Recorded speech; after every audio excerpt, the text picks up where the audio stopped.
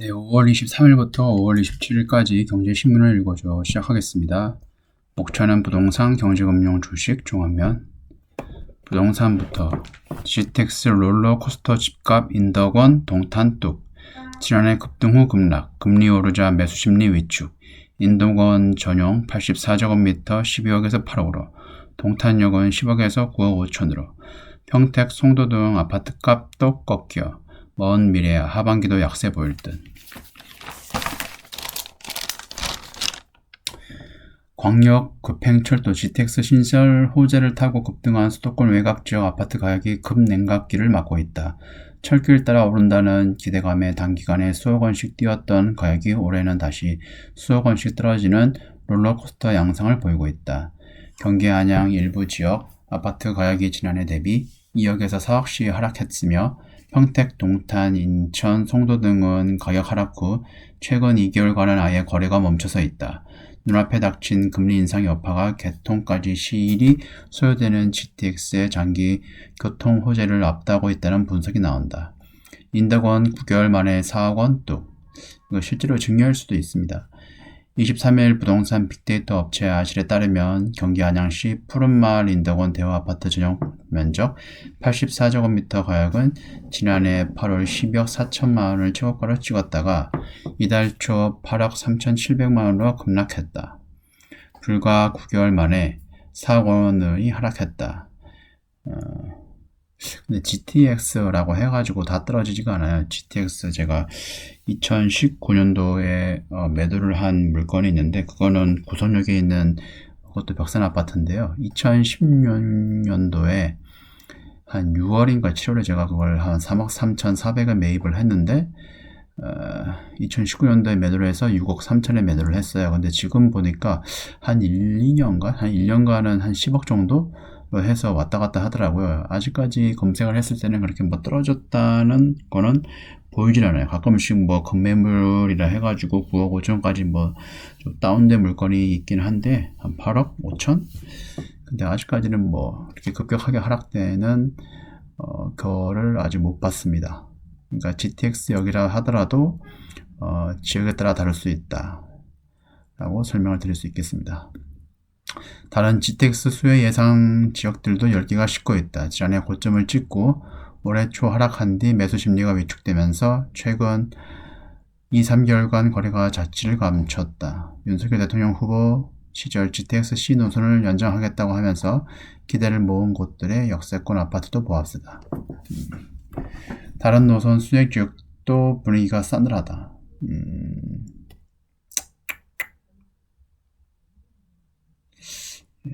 제가 봤을 땐 노선마다 틀린 것 같아요. 이거. 다음 서울 외곽 9억에서 10억대 매수세 급속 위축.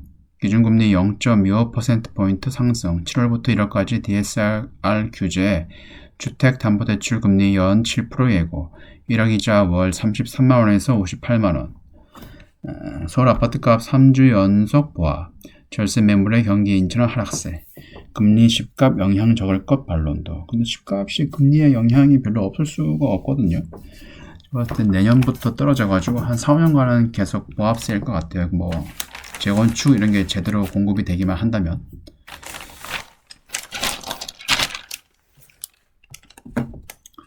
금리 인상 기조와 매물 적체로 서울 아파트 값이 3주 연속 보합세를 나타냈다.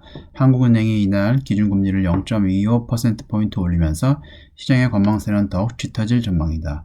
여기에 오는 7월부터는 총부채 원리금 상환 비율, DSR 적용 대상이 1억 원 초과로 강화된다.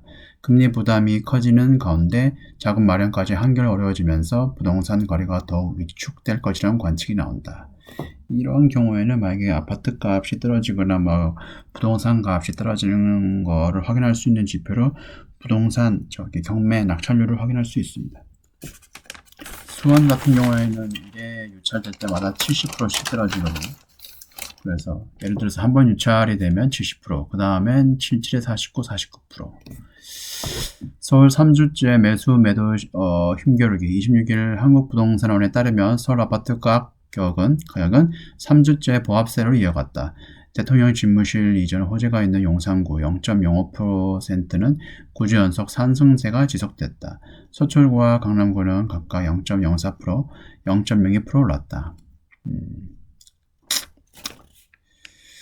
이날 한국은행이 기준금리를 연 1.5%에서 연 1.75%로 올리면서 매수 심리는 다소 움츠러들 것으로 보인다. 정부의 금리 인상 기준은 예상했던 것이지만 실제 체감하는 것은 다른 문제이기 때문이다. 올 초 연 3, 4% 수준이던 시중은행 주택담보대출 금리는 연 4에서 6% 수준까지 오른 상태다.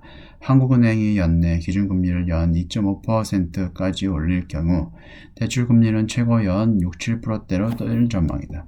은행에서 1억 원을 연 4%로 빌릴 경우 이자 부담이 월 33만 원이지만 연 7%가 되면 이자 비용이 월 58만 원까지 치솟는다. 이거를 연으로 계산하면은 꽤 금액이 되겠네요.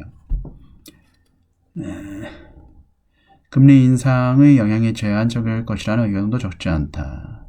윤지의 부동산 R14 수석연구원은 금리 인상과 DSR 규제는 저소득 실수요자들의 매수세를 제한하겠다는 것이지만 실제 거래량과 집값에 미치는 영향이 크지 않을 것이라면서 한국은행이 물가 상승률 전망치를 4.5%로 개폭 상향한 점을 눈여겨봐야 한다고 했다. 인플레이션에선 부동산 등 실물 가치가 오를 수밖에 없다는 설명이다. 윤수민 농협은행 부동산 전문위원도 지금도 강남, 서초 등은 금융규제, 금리 인상 등과 무관하게 움직이고 있다며 금리 인상 여파는 서울 외곽 지역의 9억에서 10억 원대 아파트를 사려는 실수요자들에게 영향을 미칠 것이라고 내다봤다. 다음 경제금융 주식 스냅, 미국 주식 43% 급락, 쇼크, 소셜미디어주 비상 등 디지털 광고 시장 침체 우려, 2분기 실적 전망치 뚝뚝, 메타 마이너스 7.6% 등 동방 추락. 이때 이날 알파벳도 한 4점 몇 프로인가 후반대로 폭락했습니다. 월가 CEO들은 여전히 낙관, 시장 과잉반은 매수 기회. 미국 뉴욕 증시의 약세장이 얼마나 이어질지에 대한 논란 속에 투자은행들이 잇따라 시장 전망을 하향 조정하고 있다. 글로벌 투자은행 모건스탠리는 S&P 500 지수가 10% 추가 하락할 것을 내다봤다. 세계 최대 자산운용사인 블랙록은 미국 증시 투자 의견을 중립으로 낮췄다. 조정 장세가 수개월간 계속될 것이란 관측도 나온다. 모건스탠리는 또 2022년은 상환의 해라고 얘기를 했네요. 마켓워치에 따르면 리사 샬럿 모건스탠리 최고 투자 책임자 CIO는 23일 투자 노트에서 기업의 실적 하향 조정과 경기 부진으로 S&P 500 지수가 5에서 10% 추가 하락할 수 있다고 전망했다.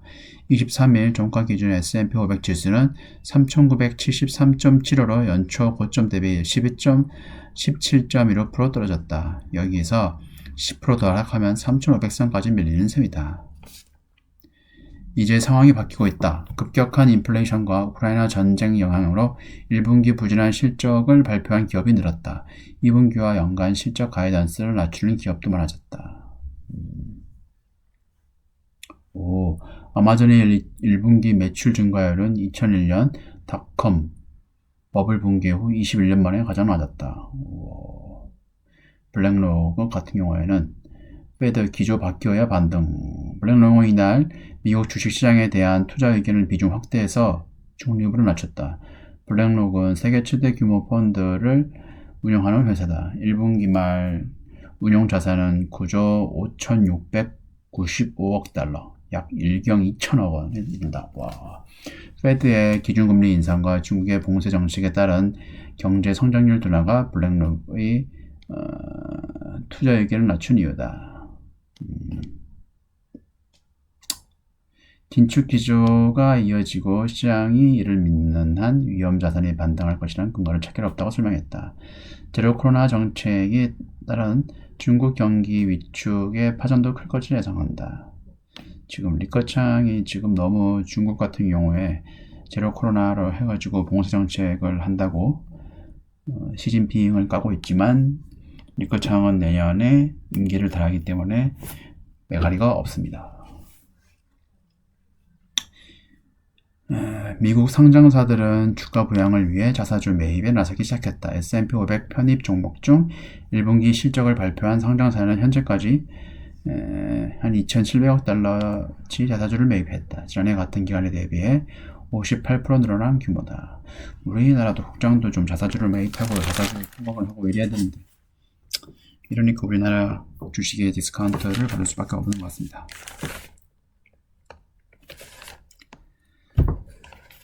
다음 이창용 물가 위험 크다. 연말금리 연 2.25%에서 2.5% 예상은 합리적.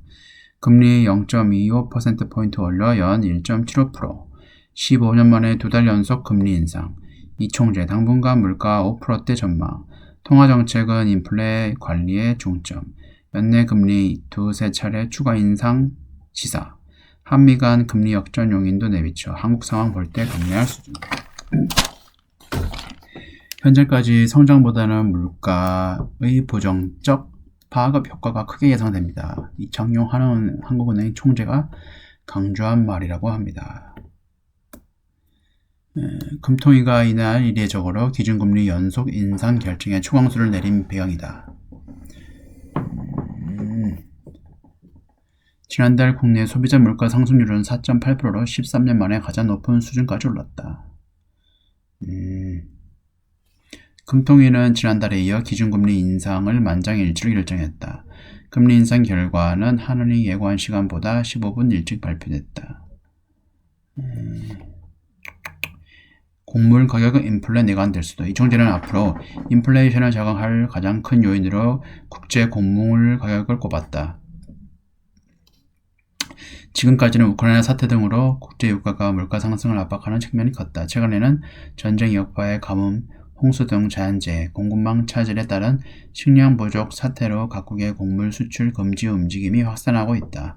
이 총재는 곡물을 경작하는데 시간이 걸리기 때문에 한번 가격을 올라가면 상당한 정도로 지속된다며 식료품과 관련된 여러 품목의 물가에 영향을 미친다고 설명했다.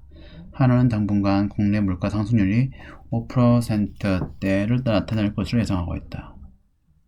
경제 성장률이 둔화하는 것은 사실이지만 현재 상황에서는 스태그플레이션 우려보다는 물가 위험이 더 걱정해야 한다고 했다.